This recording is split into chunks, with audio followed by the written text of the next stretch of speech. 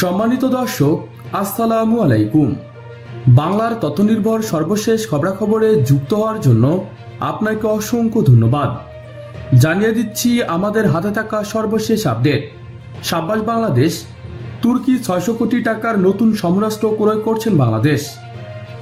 তুরস্কে বাংলাদেশের রাষ্ট্রদূত মাসুদ মান্নান গত ফেব্রুয়ারিতে তুর্কি সংবাদ মাধ্যম আনাদোলন এজেন্সিকে দেওয়া সাক্ষাৎকারে দেশটি থেকে ড্রোন প্রযুক্তি আমদানিতে ঢাকায় আগ্রহের কথা জানান। ডিফেন্সিয়া.com নামের সামরিক এক ওয়েবসাইটের তথ্য অনুসারে বাংলাদেশ তুরস্কের কাছ থেকে aircraft, aerial helicopter, aerial vehicle, air defence system, army vehicle, attack helicopter, artillery system, electrical warfare system, radio communication system ক্রয়ের বিষয়ে আগ্রহ প্রকাশ করেছেন। গত ডিসেম্বরে তুরস্কের পররাষ্ট্রমন্ত্রী মেভলুত চাভুজগুলের সঙ্গে ঢাকা সফরের প্রধান লক্ষ্যই ছিল অস্ত্র বিক্রি। এ সময় আলোচনা কতটা ফলশ্রুত হলো সে বিষয়ে কোনো পদক্ষেপ মেলেনি বক্তব্যে। তবে 2 মাস যেতে না যেতেই দুই পক্ষের হলো চুক্তি। তবে তুরস্কে বাংলাদেশের রাষ্ট্রদূত আরও তুর্কি পররাষ্ট্র মন্ত্রণালয়ের বক্তব্য থেকে বাংলাদেশ কোন ধরনের অস্ত্র আনবেন সে বিষয়ে কিছু আভাস পাওয়া যায়। তুরস্কে বাংলাদেশের রাষ্ট্রদূত মাসুদ মান্নান গত ফেব্রুয়ারিতে তুর্কি সংবাদ মাধ্যম আনাদোলন এজেন্সিকে দেওয়া সাক্ষাৎকারে দেশটির থেকে ড্রোন প্রযুক্তি আমদানিতে ঢাকায় আগ্রহের কথা জানান। তিনি বলেন, তুরস্কের ড্রোন বিশ্বমানের। প্রতিরক্ষা বাহিনীগুলোর প্রয়োজন অনুযায়ী আমরা ভবিষ্যতে আধুনিক সরঞ্জাম নেওয়ার বিষয়টি বিবেচনা করতে পারি। সেনা প্রশিক্ষণে বাংলাদেশের আগ্রহ আছে বলে জানান তিনি বলেন, তুরস্কের প্রশিক্ষণের মাধ্যমে বাংলাদেশের সেনা, নৌ ও বিমান বাহিনীর সদস্যরা লাভবান হবেন। বাংলাদেশ, চীন, ইতালি, রাশিয়া, যুক্তরাজ্য, ফ্রান্স, সার্বিয়া, ইউক্রেন, যুক্তরাষ্ট্র, জার্মানিতে উৎপাদিত অস্ত্র ব্যবহার করেন।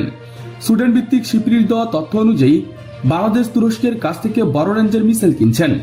TRG-300 নামের মিসাইল সিস্টেমটি জুনের 21 তারিখে বাংলাদেশে সরবরাহ করা হবে বলে তুরস্কের প্রতিরক্ষা মন্ত্রণালয়ের টুইটার বার্তায় তা নিশ্চিত করেন।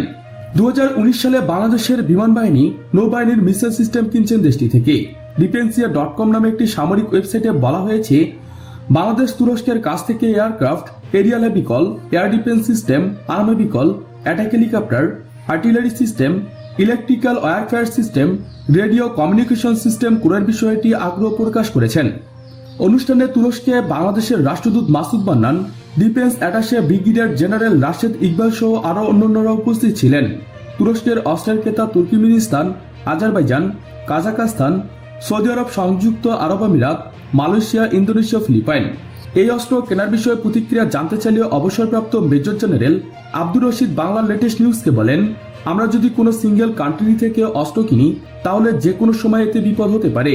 একটা সোর্স থেকে কিনলে যে কোনো সময় যদি এই সোর্স অসহযোগিতা করে তাহলে বিপদে পড়তে হবে। অনেক সোর্স থেকে তা কিনলে একটি সোর্স বন্ধ হয়ে গেলে অন্য সোর্স থেকে পাওয়ার সুযোগ থাকে। এজন্য আমরা বিভিন্ন সোর্স তৈরি করেছি। আমি বলবো এটা আমাদের দেশের জন্যই ভালো। 2020 সালের শেষের দিকে এসে দেশটির 2 প্রতিরক্ষা যৌথভাবে টর্নেডো উৎপাদনের ঘোষণা দিয়েছিলেন। হেলিকপ্টার, ড্রোন, মনুষ্যবিহীন নৌযানের সফল পরীক্ষা চালিয়েছেন। বর্তমানে তারা মনোযোগ দিয়েছেন মনুষ্যবিহীন সাজোয়াজানে, underground and tunnel warfare weapons and tank বিধ্বংসী অস্ত্র উৎপাদনে। প্রিয় দর্শক, আজকে পর্যন্তই। শুরু থেকে শেষ পর্যন্ত চেষ্টা করছি বাংলার সামরিক অর্থনৈতিক সঠিক তথ্য উপস্থাপন করতে। কোথাও কোনো তথ্য কিংবা আপনার পরামর্শ থেকে থাকলে তা কমেন্ট করে জানাতে পারেন। নিশ্চয়ই আবার দেখা হবে নতুন কোনো বিষয় নিয়ে। ততক্ষণ পর্যন্ত ভালো থাকুন, সুস্থ থাকুন। Thanks for watching my video. আল্লাহ হাফেজ।